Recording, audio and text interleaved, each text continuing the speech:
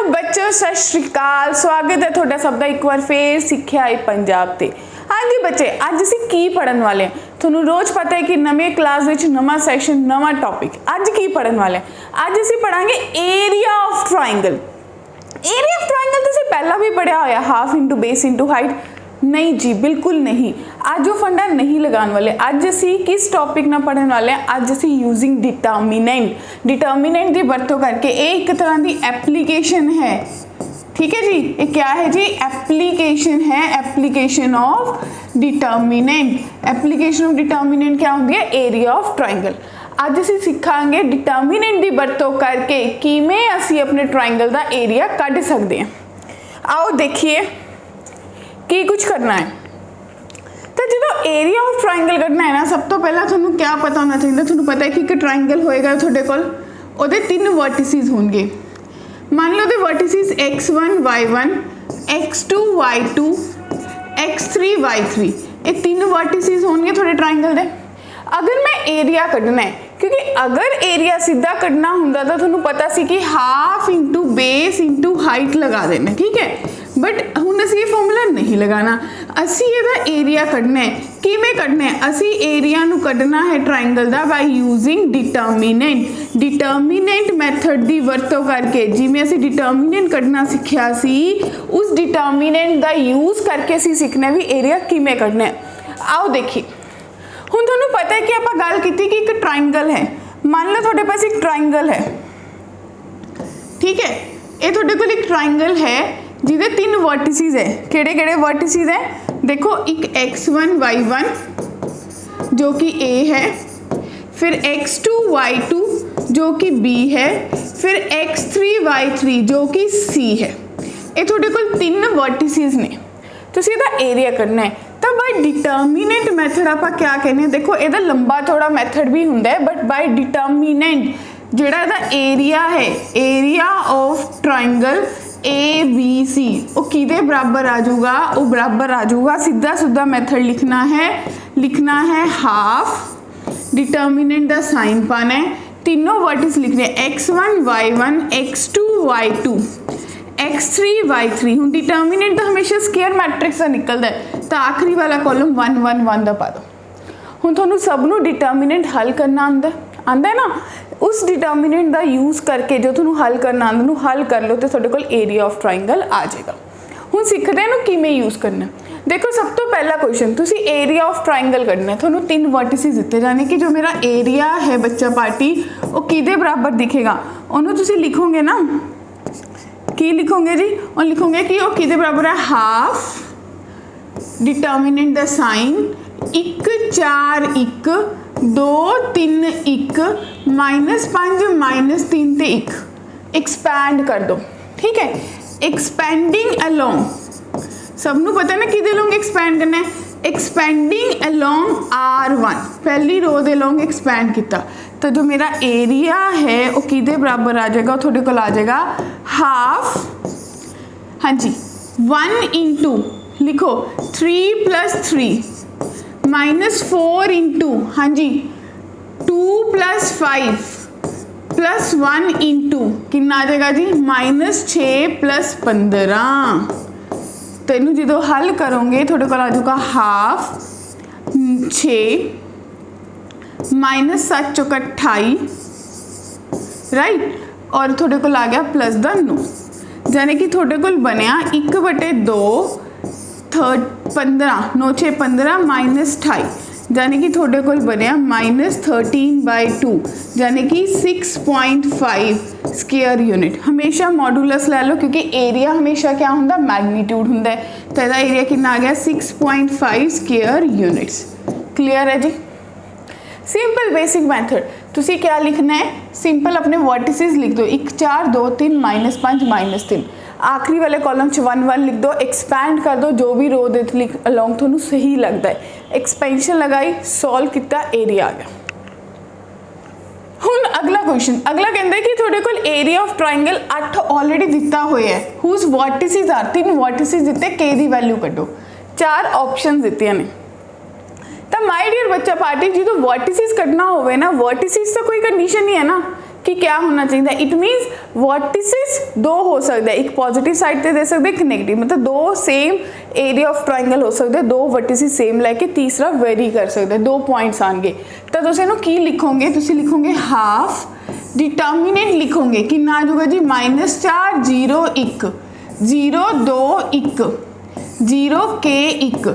ਜਿਹੜਾ ਏਰੀਆ ਹੈ ਉਹਨੂੰ ਹਮੇਸ਼ਾ +-8 ਲੈ ਲਓ, क्योंकि ਇੱਥੇ ਅਸੀਂ ਏਰੀਆ नहीं ਕੱਢਣਾ, ਏਰੀਆ ਤਾਂ मैग्नीट्यूड लिखता ही सी, बट वर्टिसेस ਕੱਢਨੇ, वर्टेक्स ਕੱਢਣਾ है अपने ट्राइंगल का।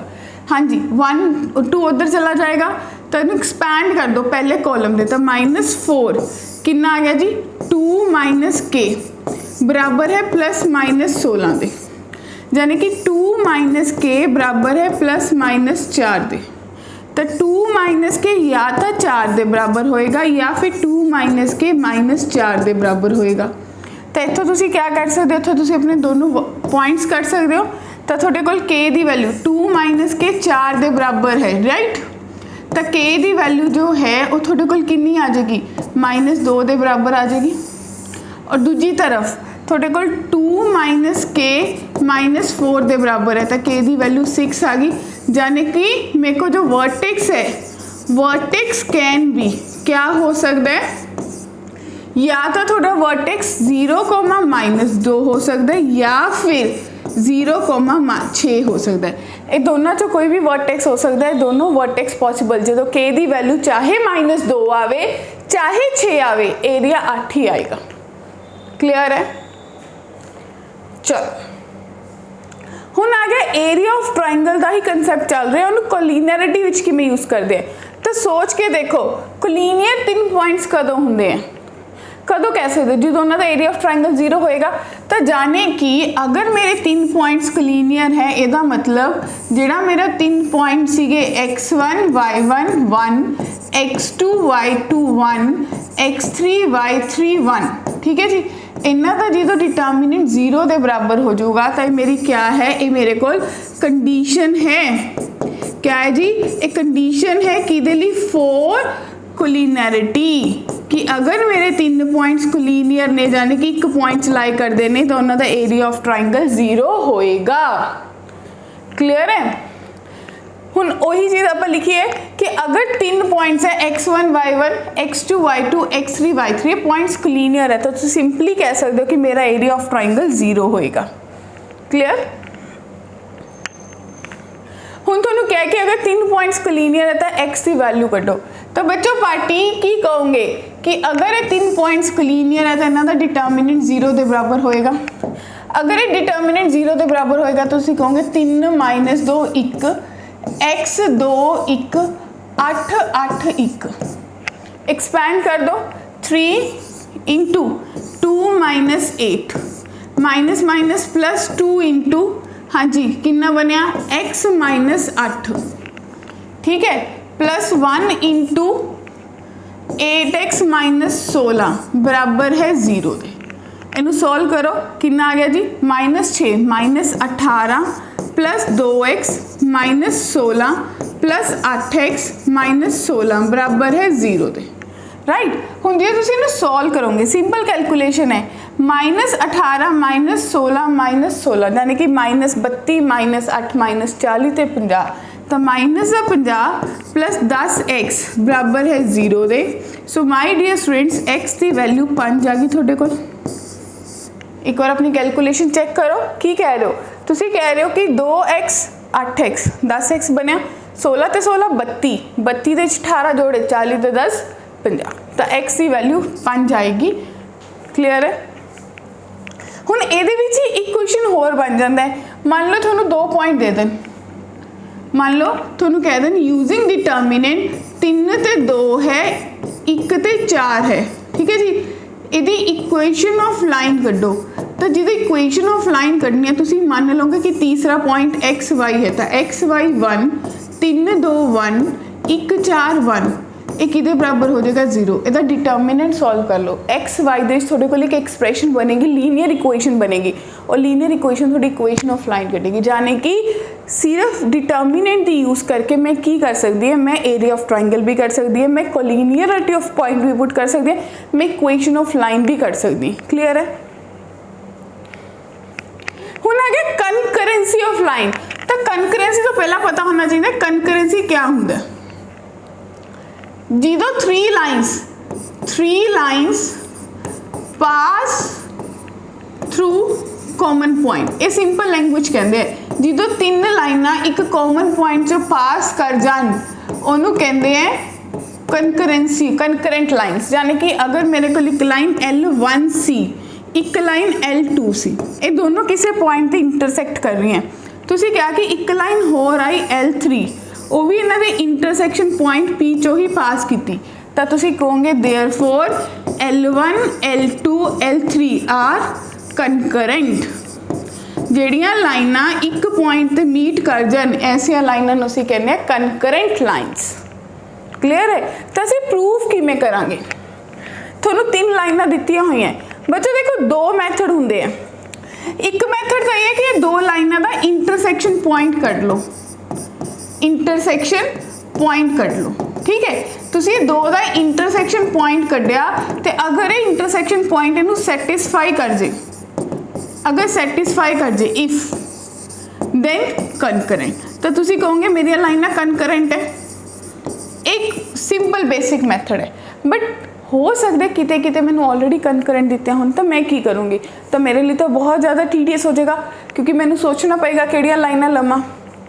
तो अगर तीन लाइना कनकरेंट है, सिंपली उन्होंने कोफिशिएंट का डिटर्मिनेंट जो होएगा वो 0 के बराबर होएगा।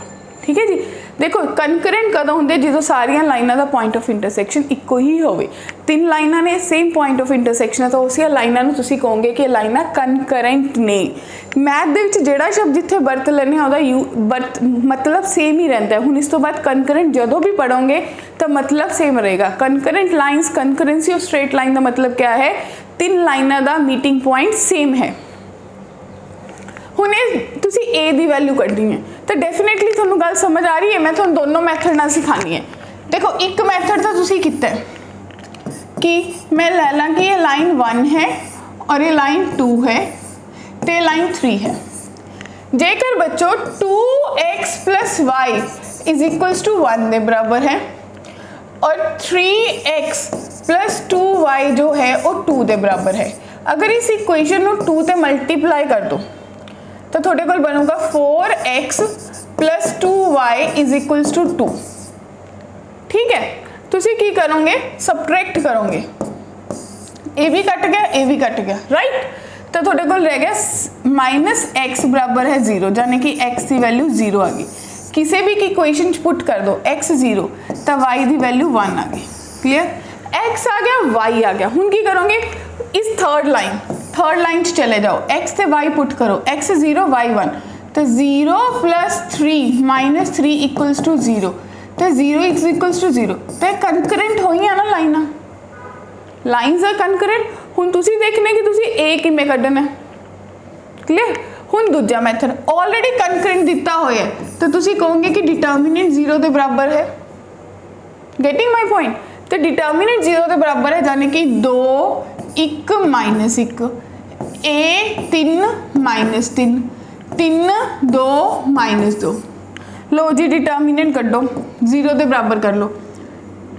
फर्स्ट कॉलम दे लोगे, एक्सपैंड कर लो, चाहे 2 एज इट इज़ रखिया, थोड़े को आ गया -6 + 6। फिर तुसी कहोगे माइनस द फर्स्ट कॉलम दे लो करो -a, हाँ जी, -2 + 2। ठीक है, उस तो बाद +3 यानी कि -3 + 3 = 0, तो 0 बराबर 0 आ रहा है, यानी कि a की कोई वैल्यू ही नहीं आई। तो ऐसे क्वेश्चन में तुसी कहोगे कि a belongs to all real number. इत्थे भी यही दस रहा सी कि a की पर्टिकुलर कोई वैल्यू नहीं आई, यानी कि a हर कोई रियल नंबर हो सकता है, उन्होंने कोई फर्क नहीं पएगा a की क्या वैल्यू आती है। तो ऐसे केस में तुसी कहोगे मेरा आंसर क्या होगा? फाइंड ऑल द वैल्यूज क्या ठीक है ना, एक आंदी दो आंदी बट इतने तो इनफाइनाइट आया। Any real number can satisfy this equation. गल समझ आई कि तुसी कह रहे हो कि जो मेरिया लाइना कनकरेंट है, मैथड 1 सी मैथड 2 सी, तो मैथड 1 देखो टाइम कंज्यूम कर रहा, मैथड 2 फटाफट आंसर दे रहा। थोड़ा पता चलिया कि 0 तो मैं लैके ही चलिया सी, 0 के इक्वल ही प्रूव हो गया, यानी कि ए दी कोई वैल्यू नहीं आई, तो ए दी वैल्यू ते डिटर्मिनेंट डिपेंड नहीं कर रहा, तो ए दा आंसर कुछ भी रियल नंबर हो सकता है। क्लीयर है। तो अज के सैशन में तुसी पढ़िया कि किमें डिटर्मिनेंट का यूज़ करके मैं एरिया ऑफ ट्राइंगल कर सकता है, किमें मैं लीनियर इक्वेशन की इक्वेशन फाइंड कर सकता या मैं कोलिनियरिटी प्रूव कर सकता। ऑल्सो किमें मैं कनकरेंट लाइन्स की प्रूव कर सकते कि मेरी लाइना कनकरेंट ने, कनकरेंट का मतलब 3 लाइना एक पॉइंट चो पास हो रहे हैं। फिर मिलांगे अगले लेक्चर के नाल, तद तक ली जाते जाते लाइक शेयर सबसक्राइब जरूर करो। Thank you everyone.